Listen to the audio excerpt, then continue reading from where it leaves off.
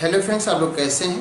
Friends, इस video में हम बात करेंगे कि सीड को अगर सॉइल में बहुत नीचे दबा दिया जाए तो फिर वो सीड जर्मिनेट नहीं होता, तो उसके पीछे का रीज़न क्या है।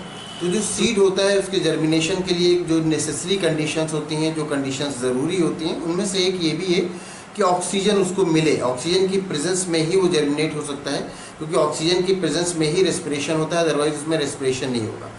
तो एक जो ये कंडीशन है कि उसको ऑक्सीजन मिले, तो जब उस सॉइल में बहुत नीचे दबा दिया जाता है तो फिर वहाँ पर उसको ऑक्सीजन की सप्लाई ठीक से नहीं मिल पाती है, और जब उसको ऑक्सीजन की सप्लाई नहीं मिल पाती है तो वो जर्मिनेट नहीं कर पाता है। तो एक रीज़न तो ये होता है, और दूसरा रीज़न ये भी होता है कि उसमें जो एम्ब्रियो होता है वो इतना ज़्यादा फोर्स उसमें नहीं होता है कि वो उतना ज़्यादा फोर्स लगा करके फिर सॉइल के ऊपर निकल आए, क्योंकि वो सॉइल में काफ़ी नीचे दबा दिया जाता है। तो मेन रीज़न तो यही होता है कि ऑक्सीजन की सप्लाई ही उसको नहीं मिलती, और ऑक्सीजन की सप्लाई के बगैर जो सीड है वो जर्मिनेट नहीं कर पाएगा। तो इसीलिए जो सॉइल में बहुत नीचे सीड दबा दिए जाते हैं वो जर्मिनेट नहीं कर पाते, क्योंकि उनको ऑक्सीजन नहीं मिलता है। तो उम्मीद करते हैं ये वीडियो आपके लिए इन्फॉर्मेटिव होगी। Thank you.